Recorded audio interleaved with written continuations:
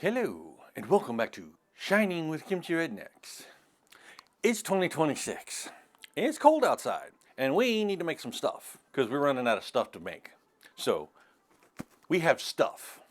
So, I got a bag full of corn, 10 pounds, 4.5 or so kilograms.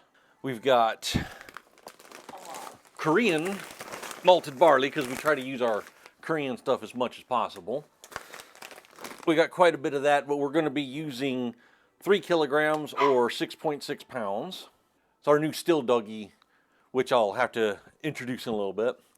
And to go with that, we've got a pound of wheat and a pound of oats. These are pre-flaked, bought off the internet because they're surprisingly hard to find around here. There is a brew store up near Seoul, which we still haven't managed to make up there somehow or another. Where we should be able to get some of this stuff, but life, hey, whatevs. So, the general idea, because as I was looking through our stuff in the back room, as you're wont to do as a hobbyist, you try, oh, well, what if we do the recipe this way, and you make a little run. Oh, well, what if we do this, and make a little run. And you wind up with a jar of this, and a jar of this, and a jar of this, and some other random jars. So I got a bunch of slightly different runs of whiskey, which are all at different proofs, aged at different times. It's kind of a mixed bag, and we don't have a lot of any one of them. So what we're going to try and do is we're going to try and make a relatively decent sized run of one that's similar to almost all of them. The 3 grains have corn, barley, and either oat or wheat. So we're going to put both in it, so they both should match up in there. There was a video I did on what I called a harvest whiskey, which I made a bunch of stuff that was, harvest time at the end of the year. There was a little bit of apple, there was a little bit of corn, there was a little bit of different grains in there. I don't even remember what I put in there at the moment. So it was actually almost half of a brandy and half of a whiskey. It wasn't terrible, but it wasn't really good at the time I made it. After a while, it's set for a while, it's matured a little bit, it's actually gotten a bit better. I've just decided I'm going to do something I'm calling a reclamation whiskey. So I'm going to make a base that matches the base of almost all the whiskeys that we've made. And then when I go to distill this, I'm going to mix all of those in with the wash and distill it all as one big run, maybe 2. I might do it as a stripping run and then a flavor run. I hadn't decided yet.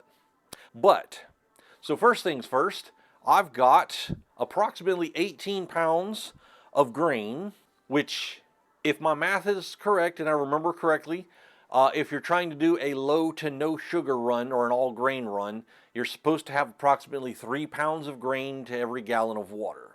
So, I've got approximately 18 pounds of grain, although the corn is frozen. It's not the dried and flake stuff that you normally see because that's really hard to find here for some reason. But I can get frozen corn. It does much the same thing. We've got our favorite brand of Korean water that we use.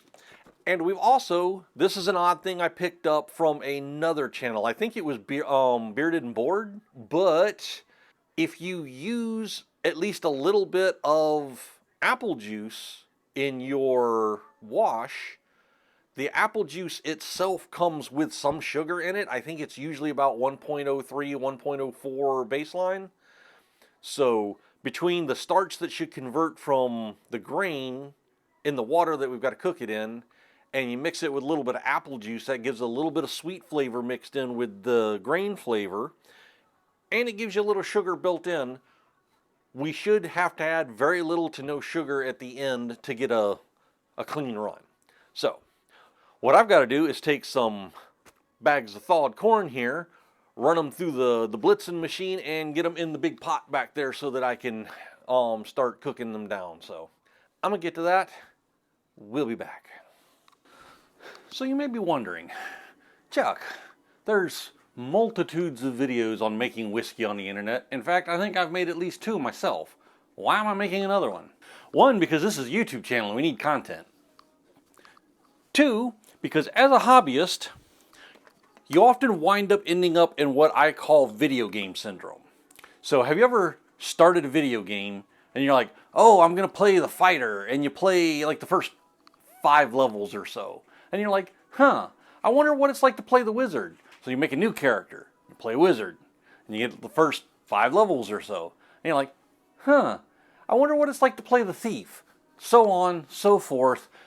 Next thing you know, you've got 6 characters, they're all at level 5, and you're tired of the game because you've seen the same, first hour of the game multiple times.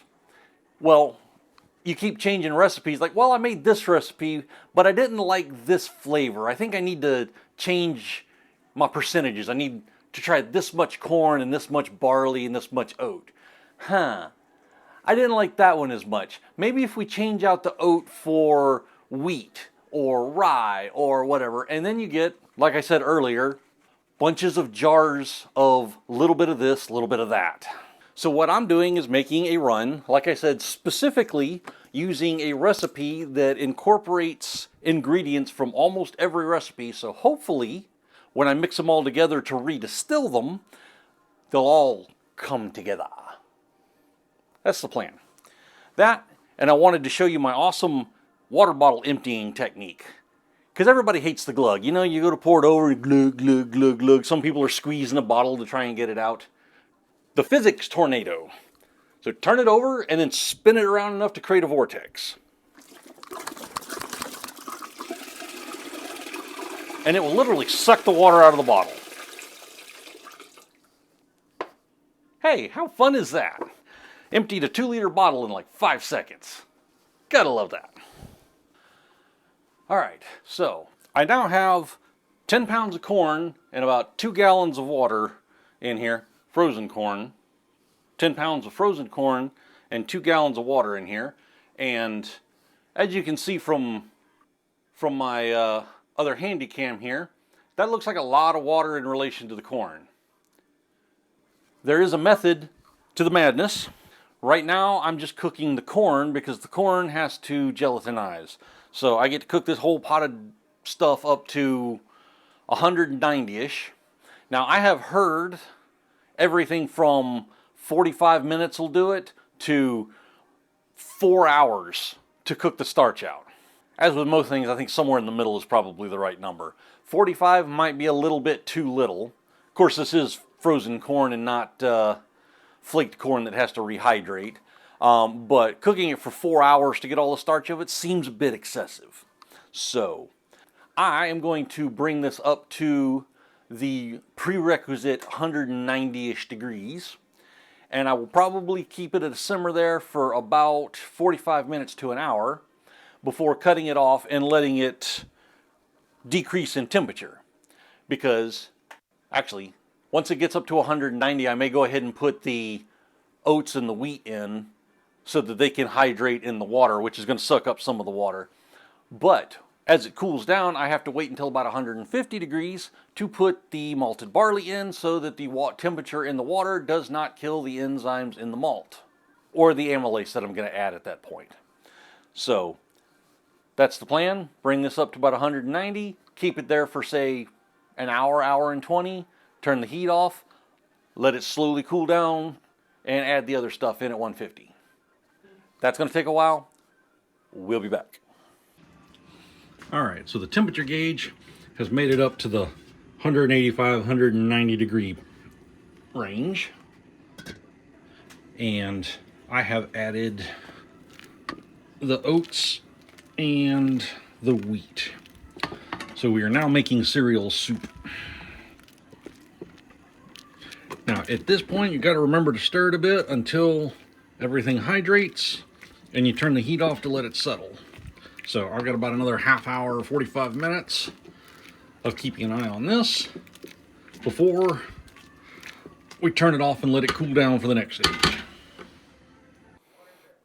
Alright, so we have made cereal soup. Maybe the camera will actually focus on it. Our new recruit here is working oh so hard at learning how to be a still hand. Well, I said she's learning. I didn't say she was accomplishing. All right, I don't know what the focus issue with this phone is at the moment, but oh, there we go. So we have made soup. We've added amylase. We've stirred in the grain and everything. It's been soaking, so we're probably about 2 hours out from when we started cooking, maybe a little more. And we've got our brew bag. We've got our apple juice down at the bottom to help cool it out, and I'm going to start spooning enough of this into there that I can then pour the rest of that in so that we can bag it up, because I like to tie my grains off into the bag so they're easy to remove later, and hopefully pitch some yeast in a little bit. So there's my still hand over there snuggling my wife. Fighting your wife? Ow! She's very argumentative. She likes to nibble. So they're over there watching Chef in My Fridge. By the way, if you've never watched it, hilarious show. Look it up on Netflix. No sponsored, but hey, Netflix, if you're interested. Anyway, so we have bloomed yeast. So that looks like it's working. That's good. And everything else we have, I will get to Mini Moo in just a second. So we have our wash. I got my little aquarium heater plugged in. And we got our stuff in our grain bag. Just trying to do this one-handed sucks. All right, so we're gonna throw in our bloomed yeast. Get a little rinsey rinse. All right, and that should be that for 7 to 10 days. It is the middle of winter, so that might slow things down, but I do have an aquarium heater on it, so that might keep it sped up. So now, for the important Mini Moo opinion. Mini Moo, what do you think of this situation? Yeah, I got my Kim Jong vest on. See, I got my vest on. I got my warm jams on because I's cold. And Fighty Dog up here it's just being rambunctious. Hi.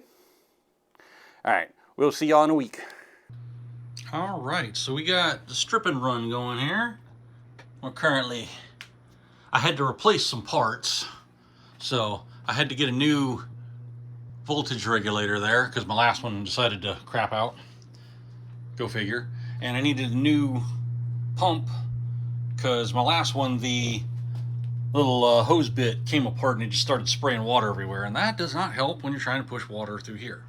Which I also made some new ones of these that go straight in instead of using the 90s, because the head pressure on this pump apparently is a little more than the last one I was using, and it was just blowing water past the seals like here and here. So, but the new one seems to be working correctly. We're not dripping water everywhere anymore, and we got product running. So here we are doing the spirit run. Got my jar ready. I got a little filter set up. Got my little pot warming up there. That's going to go into the thump keg. Got that loaded with a little bit of saved wash from the first run and some sweet corn in there for a little bit of flavor, which will obviously connect to this. This is going to get upgraded soon. I've got parts to create a new replacement condenser coil. Just got to get around to making the video on that and actually doing it. And obviously, bucket of water to cool the condenser coil off. So, once I get this done, we will be back for the flavoring and all that. Alright, party people, we are back. It's been, I guess, about 2 weeks since I ran this. So, in my jar of stuff here, we got 7 liters. I made notes. We got 7 liters at 160 proof or 80% alcohol. That's kind of stiff. That's got some gusto to it. Anyway, so now we got to put it on some age and some wood. By the way, once again, shout out to these little Korean sink bucket strainer bag things. The little mesh in these things is great for keeping little wood chunks out of your stuff, but letting fluid through. So I've got a 2-inch chunk of medium toast white oak spiral, and then about a thumb joint, 1.5 inch maybe, chunk of some medium char white oak that we got from Still in the Clear. So shout out to them. We've bought some stuff from them before. It's usually pretty good. But, so I got my little baggie that I'm going to throw in here. Now, for the numbers, because I actually bothered to look them up, the 7 liters that I got converts, because it's 3.8 something liters to a gallon, to, I think it was 1.85 gallons. So, little over 1 3/4 gallons. But 160 proof is a bit high for putting on wood, because there's a whole chart out there somewhere about what flavors you pull out of wood at what alcohol percentage. Short version, there's a reason almost all alcohol that you find that's aged in wood will be between about 60 and 120 proof. Basically below that, you're not pulling much out of it. You're just basically pulling wood flavor, and it gets kind of pulpy, cardboardery, if that's an actual word. And above that, you're actually dissolving too much out of the wood, and you're getting all the stuff that you don't want out of the wood, like tannins and cellulose and other stuff. So, too high, it's a solvent. Too low, it's just water and wood. So, your 60 to 120 range is your sweet spot. So, I added, after doing some math, 1.75 liters of water to our 7 liters that's in here, which is 25% by volume, which should bring the 160 down to 120. And we wind up with 2.3 gallons of 120 proof, if my math is right. I've still got to check the... Actually, I can do that. Where's my... I'm altogether organized here, people. So I added the water in about an hour ago, which obviously is not all the time that you need for it to meld, merge, make nice with the alcohol, but it should give me a ballpark figure. Actually, that's got us at about 130. I'm a little high, so I will add... I got a water baller in here somewhere. I'm completely organized, I tell you. I really am. So I'm going to add... Actually, I'm just going to add that 250 mils I took out of that water bottle back in. That's about right. Close enough for government work. So that should... That'll bring us down under 130, somewhere between 120 and 130 at this point. Go with it. But, so we got our little oak spirals. I'm going to drop that in there. And we will let that sit for... I know they tell you you can leave it in there for 6 weeks to 6 months. I find you generally get most of the flavor that you're going to get out of it if you're fast aging within 2 to 3 weeks. And if you leave it in too long, especially with brand new oak spirals and whatnot, I get too much wood flavor and I don't care for it. So I will come back and test this in about 2 weeks, 10 days to 2 weeks. Get on there. There we are. And where's my notes? So I'm just going to write down that it's 125 proof on 315. That's how I take notes. I just write on the glass jar in Sharpie, because I am coordinated that way. Anyway, I will come back in 10 days to 2 weeks to test this, and we'll see what's up. All right, so we have made it 2 weeks, maybe 3. I'm not sure. Time gets away from me now. Is my old age sneaking up on me? Yeah, let me see. What do my notes say? 315, and it's 328, 29, something like that. Yeah, we're like 2 weeks. Okay, good to know. And you can see it's picking up a bit of color. And I am noticing a little bit of settlement at the bottom, so my bag that the wood's in didn't catch everything. But this is our 120 proof. that it's been on the wood at, so we're gonna do a quick taste of that and see how it's doing. It's got a good front. I can taste the different grains from the different whiskeys, if that makes sense, because there was like 3 different runs in there. But I can taste the multi-grain in it. It's a little spicy in the middle. It's got some heat on it, but it is 120 proof, so. And the back end leaves a nice, almost cereally aftertaste on the back of the tongue. I'm not mad at it. But I think it could probably use a little more time on the wood. So that's what I'm going to do. But because this is going to be the last update in this video, I have taken some out and diluted it down. I diluted it to 110 proof first. And it got very sharp up front and kind of disappeared in the back. But you know, it changes at different levels. So you either got to quit or keep going. So I brought it down to about 100. It's been sitting for a little bit to let the water merge. So, okay. At 100, the burn is very manageable and it's smooth all the way through. So it's just that alcohol letting you know it's there. But I can still taste the grain, the cereally. There's a little bit of oak in it. So like I said, I think that needs a little more time on the wood. But this is going well. I think this is going to be a winner. This is going to be a decent run. I'm going to leave it on the wood for another week, maybe 2. And then when I start to taste the oak permeating it a little more, I think I'll do this again, make sure 100 proof is still the spot, and I think we're there. I think this is going to be pretty good. All right, quick update from future editing, Chuck. It is April 4th, so it's been another week since what I was just saying. It has picked up a nice, almost caramelly note in the center, and the wood has helped smooth out the burn a little bit. Even at 120, it's pretty good.